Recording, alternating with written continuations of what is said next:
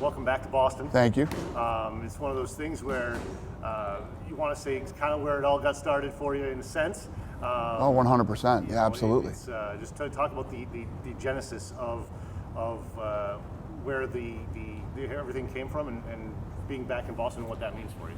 Yeah, so I'd always been a huge fight fan, and one day I was working here. I was 19. I made the decision that I didn't want to do any of that anymore, and I wanted to be in the fight business. And I actually went out and sought out Peter Welch, whose gym we're in today, and basically I found him. I said, listen, you don't know me, but I want to learn everything about the fight business. I want to work under you, and you know, surprisingly, he took me in, and you know, we were together for a few years, and I literally learned everything about the game. I even reffed fights. I did everything that you could possibly do. The only thing I didn't do was judge. I never judged a fight before. Your time in Boston in the fight business was cut a little short. And kind of unceremoniously there. Well, we had, you know, at the time I'd been talking to Peter about going west anyway. The stuff that we were working on and the things that we were doing, I knew would be really popular and would work on the West Coast. You know, it just got, you know, I got there a little quicker than I had anticipated. So in 1996, I ended up going back to Vegas. And then from there, the genesis of UFC, it was a failed business proposition essentially at one point from somebody else. So it was somebody else's property, and it was not doing well. So a guy named Bob Meyerowitz out of New York used to own the UFC, and at the time I was managing Chuck Liddell and Tito Ortiz, and through the negotiations I had found out that the UFC was in trouble and basically you know, was probably going to go out of business. So I went to a couple of my buddies who we had talked about getting into the fight business together, about buying the UFC. And I said, listen, I think it's for sale. I think we could buy it, and I think we should. A month later, we ended up buying it for $2 million. That's someone would call that a pretty sound business investment. Well, now. Now they would, but at the time, a lot of people who were really smart guys that surrounded the Fertitta brothers thought it was a really bad idea.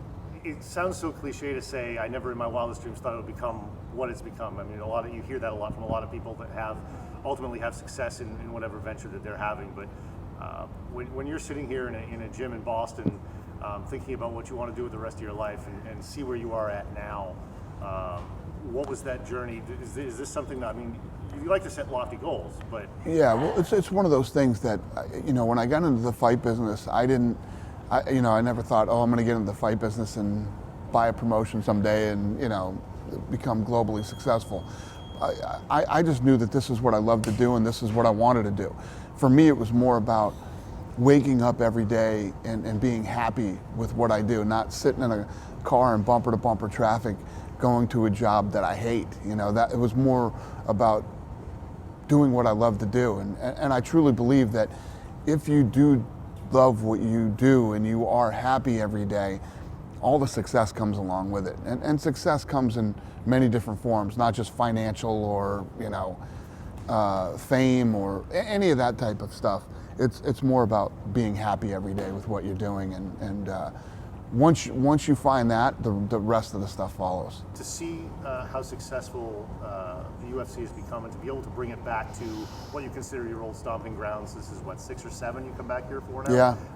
That's going to be a special sense of pride for you. Yeah, anytime that I can come back here and put on a fight in Boston, I love it. I actually took a fight up to Bangor, Maine too, which made zero financial sense for me, but it made a lot of financial sense for the city of Bangor.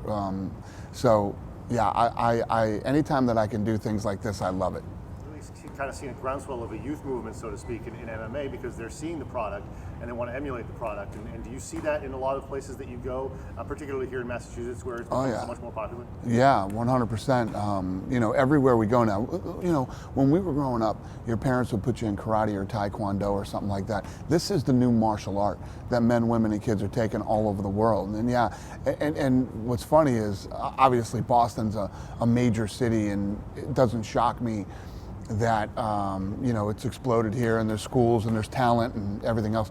But up in Bangor, Maine, I mean, it's a pretty big hotbed for mixed martial arts too. There's schools, there's people training, there's a promotion up there, there's fights. So when I see stuff like that, it makes me happy.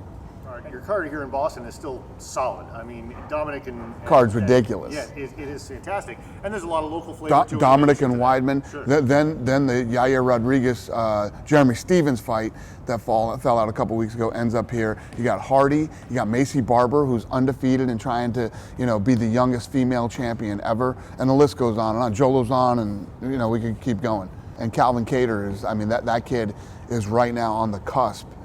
First of all, it was supposed to be in his hometown, right, that the fight was supposed to be. Zabit got very ill. Now it's going to be on his turf in Russia. But a very important, very big fight in that weight class, and obviously for MMA in Boston. Boston has a good boxing. People know Boston for its boxing history from way back in the day. It seems like there's this chance that Boston could start making a name, and make a name for itself in the MMA realm if it hasn't already. True. No, Boston's a huge fight town, always has been. And anytime that we go to a city, where fighters are from, they all want to fight in their hometown. I mean, it's just always that way. Now he's not from here. But he's beloved here and was part of the St. Patrick's Day parade here not too long ago. Conor McGregor, what has he meant to you guys, and where do you see his future with you all going forward? Yeah, Conor's been huge, and instrumental in growing the business, especially in Europe. Became a huge superstar. Obviously, the Floyd Mayweather fight was massive, in which he represented and did well in, which many people thought he wouldn't, but he did. So yeah, I mean, I said it leading into the Mayweather fight. He might never fight again after this fight when you make this kind of money. He's fought once since then, Conor, loves the fight and wants to fight again, but the Frankie Edgar fight isn't going to happen. I mean, Edgar's 2 weight classes below him, and Edgar is in a position, he was supposed to fight Aljamain Sterling, and Aljamain fell out, got hurt. That Frankie's coming to the end of his career, and he could end up getting himself into a title position again. So to take the Conor fight makes no sense.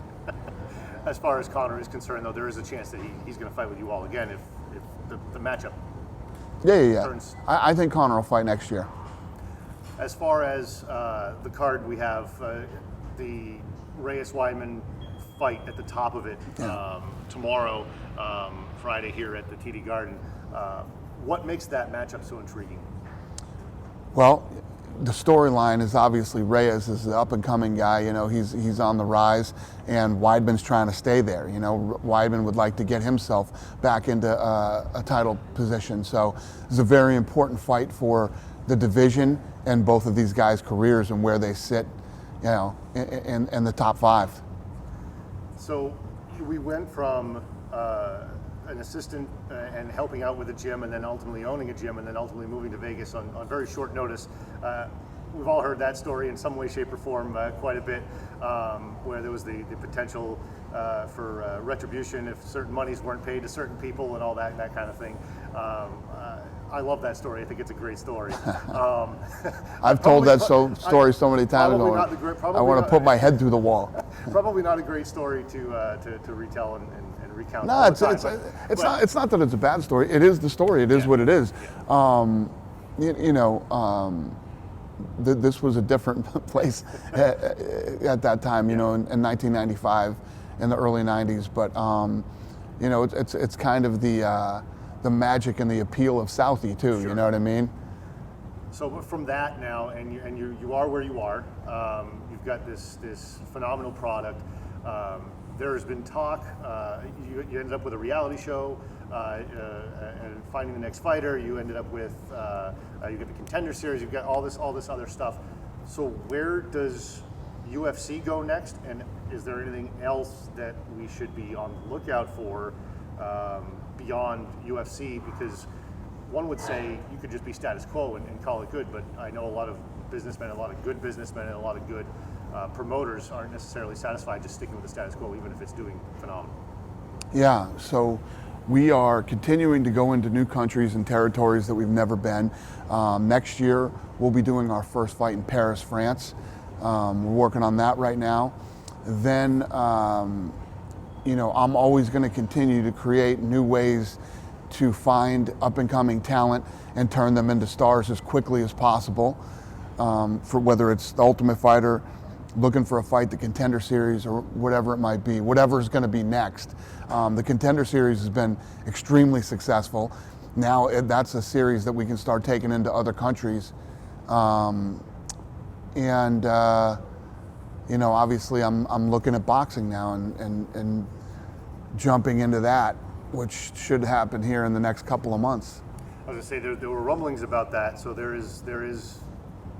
Oh, it's happening. It's happening. It's happening, and it's moving right along. Do you look back and think kind of like what a wild ride has it been, or do you look at it as the best is yet to come? Or? Well, both. I think a little bit of both. It's been an amazing ride, and I did it with two of my best friends who also believed in this thing the way that I did, and now I'm with Ari Emanuel. This guy is an animal. It's fun. It's fun to be with this guy because he doesn't say no to anything. He's just like me in that I'm like, I think we should go after boxing now. And he's like, I love it. Let's do it. What do we need to do? And then I lay out the roadmap and we figure it out. So it's been a great ride. And like you said, we're just getting started.